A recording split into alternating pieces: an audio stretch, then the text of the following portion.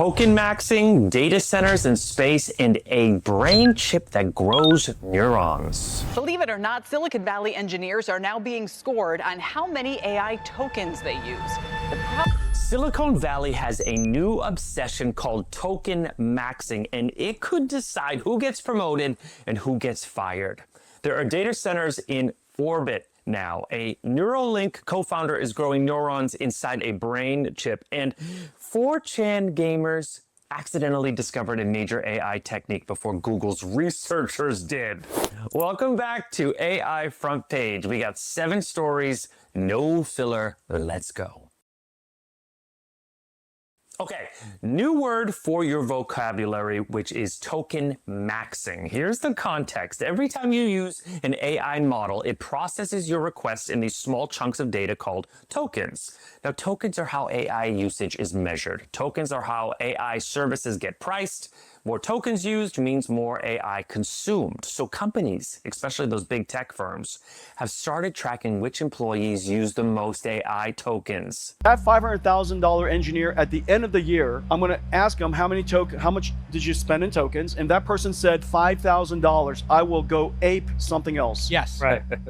They're building internal leaderboards. Meta had one until it leaked to the press this month and they shut it down. And the idea is that people who consume more tokens are the ones fully embracing AI in their workflows. So that's tokenmaxxing. So optimizing how much AI you use. Now the maxing is borrowed from Gen Z slang like, looks maxing or sleep maxing. Now Reid Hoffman, the co-founder of LinkedIn and a major tech investor, came out in support of the concept this week. So he sees it as a positive signal that organizations are taking AI adoption seriously. But not everyone agrees. So critics argue that measuring productivity by token consumption is like judging someone's work quality by how much electricity they use. So you could burn through a million tokens and you could produce nothing useful. Meanwhile, a startup called Parasail just raised $32 million specifically to serve the token maxing crowd. So they generate 500 billion tokens a day by renting GPU time across 40 data centers in 15 countries, offering cheaper inference to developers who are building in open source models instead of paying premium prices to OpenAI or Anthropic. So their bet, straightforward. As more developers move away from expensive closed APIs and towards open models, the demand for cheap, fast token processing is going to be massive. So whether token maxing is a real productivity metric or just, a vanity number, the infrastructure is already being built around it. Hey, if these deep dives are useful to you, subscribe to the channel. We do this twice a week, and the stories, they honestly keep getting more interesting. All right, let's keep it moving. So this one sounds like science fiction, but it happened this week. So Kepler Communications, a Canadian company, just opened the largest compute cluster currently in orbit for commercial business. So we're talking about 40 NVIDIA processors spread across 10 satellites, all connected by laser communication links, and they've already signed 18 customers. Now, before you picture some, massive space station full of, server racks, this is still small. 40 processors is, it's nothing compared to a ground-based data center, but it's a starting point. And the real vision is data centers in space by 2030s with companies like SpaceX and Blue Origin working on much larger orbital facilities. And the immediate use case makes a lot of sense though, because right now, when satellites collect data, images, sensor readings, surveillance, they beam it down to Earth for processing. And that takes time, it takes bandwidth, and it takes money. Now, processing the data up there, right where it's collected, changes the economics completely. So one of the biggest challenges is cooling. Processors generate heat, and there is no air in space to carry that heat away.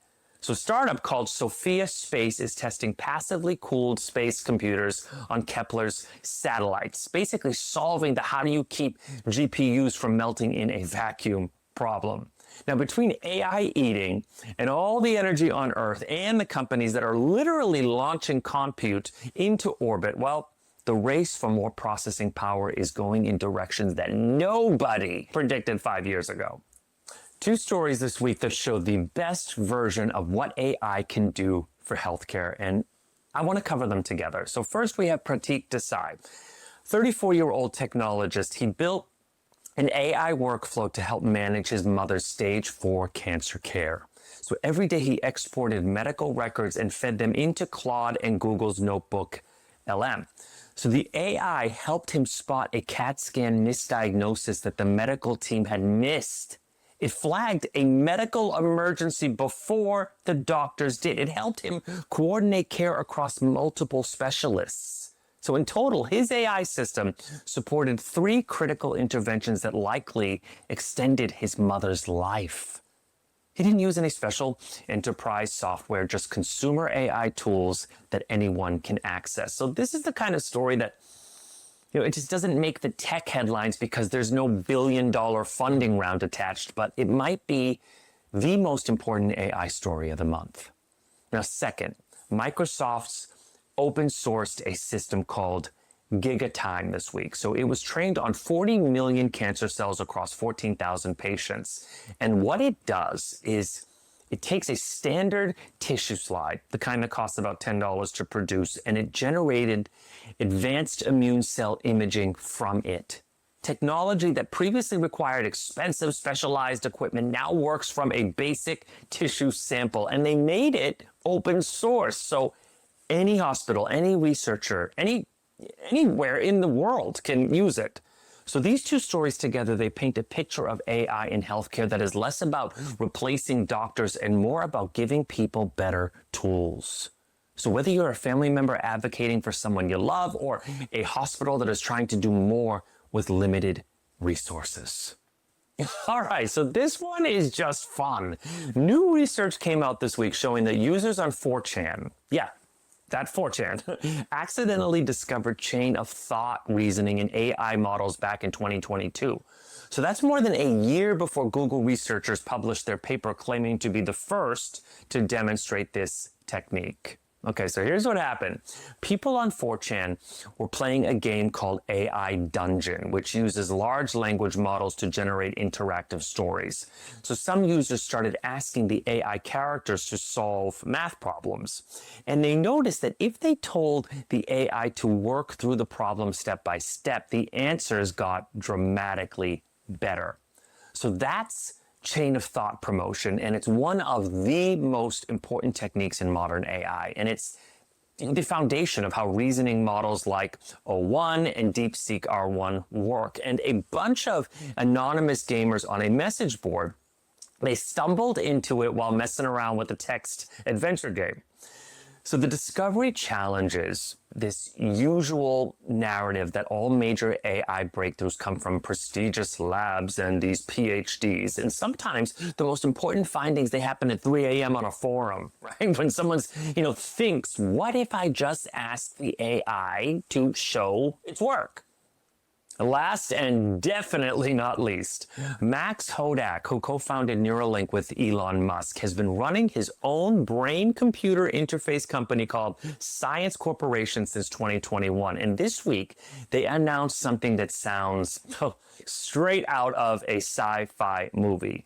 So they've recruited the chair of Yale's Medical School's neurosurgery department to lead the first human trials of biohybrid brain-computer interface. So the plan is to surgically place a sensor inside a patient's brain that combines lab-grown neurons and electronics. Now, why is this different from Neuralink? Well, Neuralink uses metal electrodes, so tiny little metal probes that detect brain signals. They work, but here's the problem.